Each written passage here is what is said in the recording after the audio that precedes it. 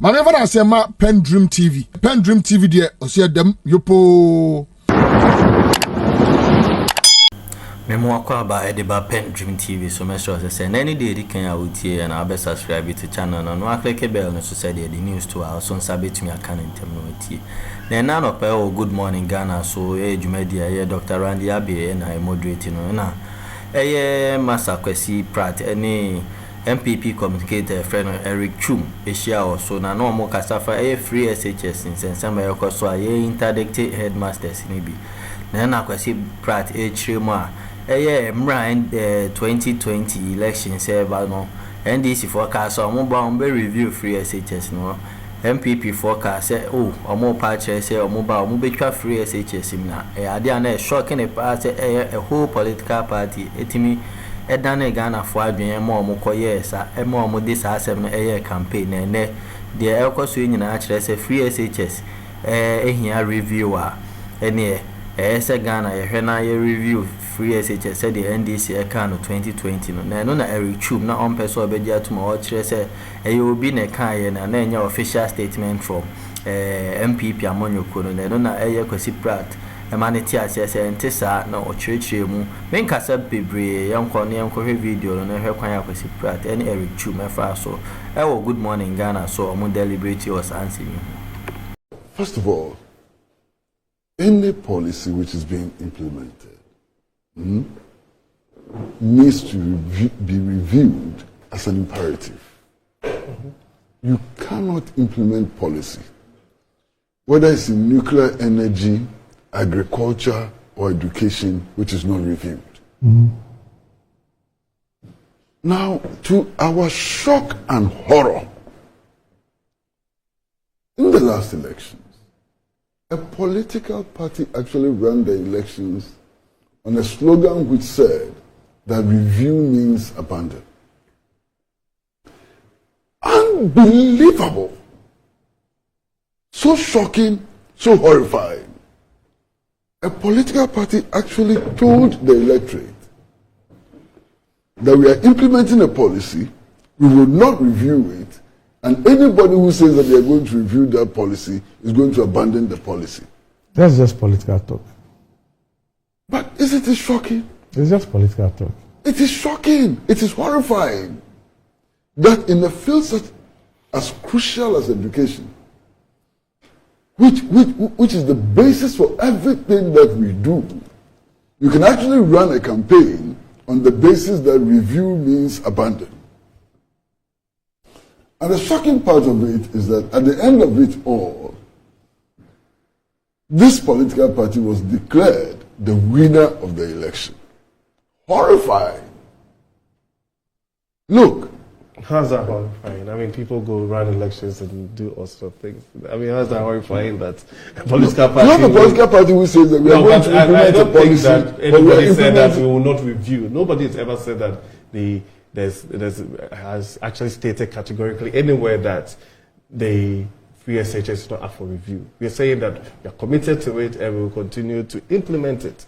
That's different from anybody officially saying that we are not going to review. I mean, if somebody stands on a platform somewhere or is talking on a panel or whatever and makes some of these statements, yes, but there's nowhere. But that's you can't attribute that. But Eric, no, you can't attribute that to anybody officially saying that the NPP has no intentions of reviewing the free SHS. Of course, even all the things that we've done over the period, so how it started is not the same way it's being implemented as we speak. Okay. You understand? So, Eric, you're even shocking me the more. You're adding to my original shock. That. Where are official policies made? Are official policies not made on these platforms that we are describing? When the president addresses a rally and makes a statement, is that unofficial or official? When a vice president addresses a party gathering and makes a statement, is that official or unofficial? Let's stop this gymnastics. It doesn't help anybody. These gymnastics don't help anybody. I'm saying, and you know it as a fact, and I know that you're an honest man, that in the last elections, one of the campaign slogans was that review means abandon. It was a reckless campaign slogan.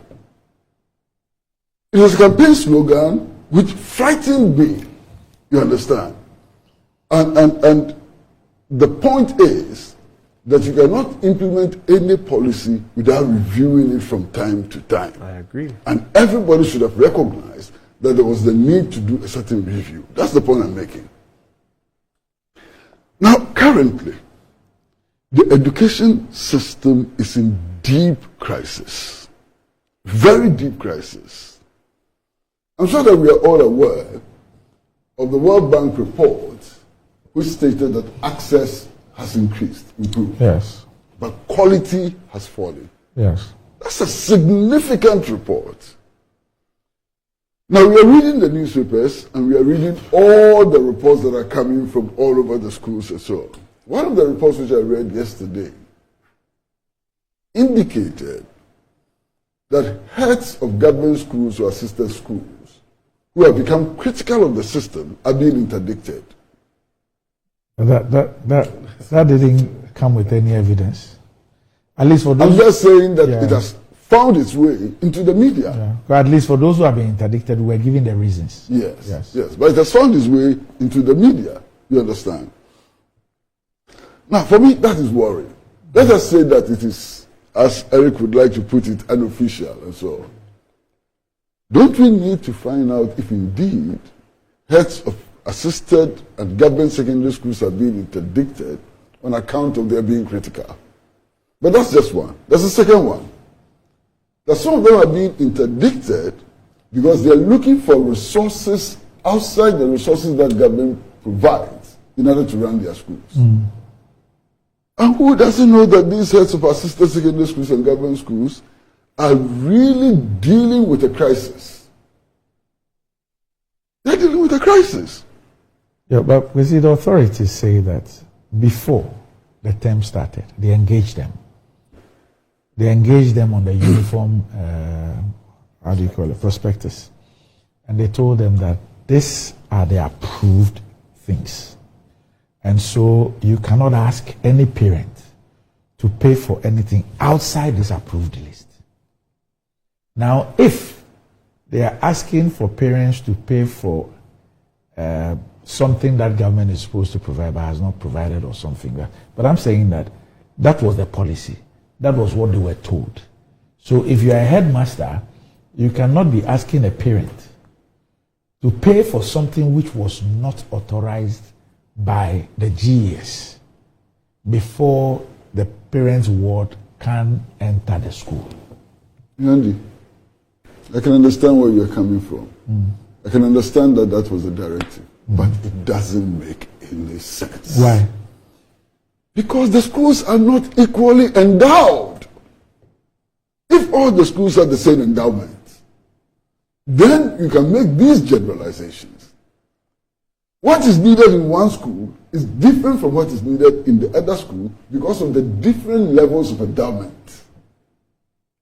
That's the argument of the but who managers of the determines schools. that? These are public schools. Yes. There is a structure. Yes. A headmaster by himself does not decide that my school needs this. I'll charge parents. It is not his school. It's not a private school. It is a public school. It's governed by rules and regulations. A headmaster cannot decide by himself to do what he thinks is right. You can't. General policy Yes. is not decided by headmasters. Yes. But when it comes to running schools, in some schools, the headmaster has 2,000 children to take care of. True. There are some things that the headmaster cannot overlook because it can create an epidemic. True. True. And can begin to kill the students and so on. True. So headmasters as managers of the school need to be given a certain leeway in order to determine some of the necessities that the schools need. That's the point I'm making. So if you sit in the headquarters of the Ghana Education Service and decide what is needed and so on, without looking at the true specific needs of the schools, you are not helping the schools in any way. That's the point I'm making. Okay? I don't disagree with you. Yes. I'm also saying that let's flip the coin. Okay. So the overarching objective of, let's say, free SHS, that's what is in focus today, is that no kid should be denied the opportunity of having public secondary education on the basis of a financial consideration, any fee. So on the basis of that, the state has resolved to spend X amount of money so that nobody is deprived of secondary education on the basis of these fees. Now, the head of an institution, based on the peculiarity of the institution and all that, now decides that he's going to charge a fee or fees other than what the state agency has asked it to charge. Failure to pay that fee then will result in the child not getting the opportunity of having secondary education. This obviously flies in the face of the policy by government. No, but the policy doesn't make sense. That's the point I'm making. The policy doesn't make sense. That's the point I'm making. Okay? But Randy, more than that, the education authorities came up with what they call the standardized prospectus. Yes. Okay. And I listened to an official of the Ministry of Education, I think it was the public relations officer, who indicated that the items on the prospectus would not cost more than 400 cedis. Joke. Okay. Complete joke. So that was how they calculated Complete the joke. items on the prospectus. Complete joke. Immediately, I heard somebody else do an assessment of the cost of the items of the prospectus, and it came to 4,100 cedis. Yeah, between what I've heard other people, between 3,000 and 4,000, depending on where you are buying from. Exactly. Yeah. But the assessment that I heard was 4,100. So clearly, the assessment which was done by the Ministry of Education was faulty. Did not reflect reality. And this is part of the problem. Okay. Maybe they must open a store at the school where parents can get to buy all those things for 400 cedis. They can't send rice to the schools. Rice. You know what happened in Ashanti schools? Rice. Everywhere. Not rice. Ashanti, everywhere. The rice that students were being compelled to eat was bad. You understand? So bad. How can they go and open shops for no, I'm saying that if they know where all those items can be purchased for 400, they should just show. It's not there. It doesn't make sense. It's not there. And then there is talk that this system actually was meant and has contributed to the equalization of opportunity. It's false. What's that? It's false. You understand? Explain that. Oh, that if you remove the cost element Yes. of sending children to school, Yes. there's a certain equalization of opportunity. Okay? That argument has been made. Even my brother Eric has made but what has happened to all these kids who hitherto didn't It have is the true. It opportunity is true to a buy? point. Yes, I mean, It's true to a point. It is not true. No, I'm saying it's true to a point. There were those who didn't go at all. didn't go at all because finance was a barrier. There were those. Yeah. Yes. But now, you have a situation where there are still people who are underprivileged Yes. because of the fact that they are privileged, overprivileged, and underprivileged schools. True. That itself is an inequality True.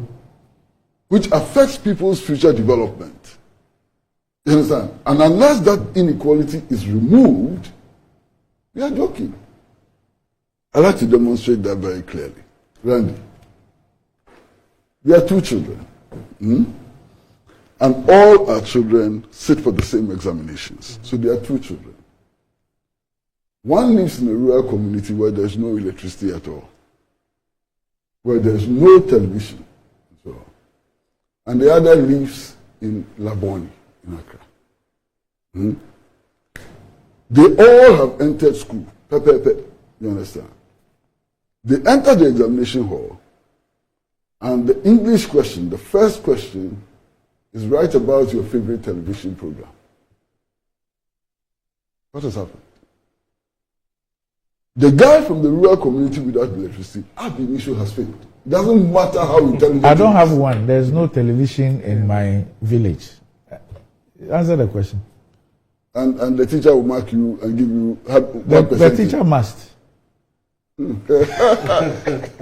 I like the way you dream sometimes. Your dreams are very nice dreams.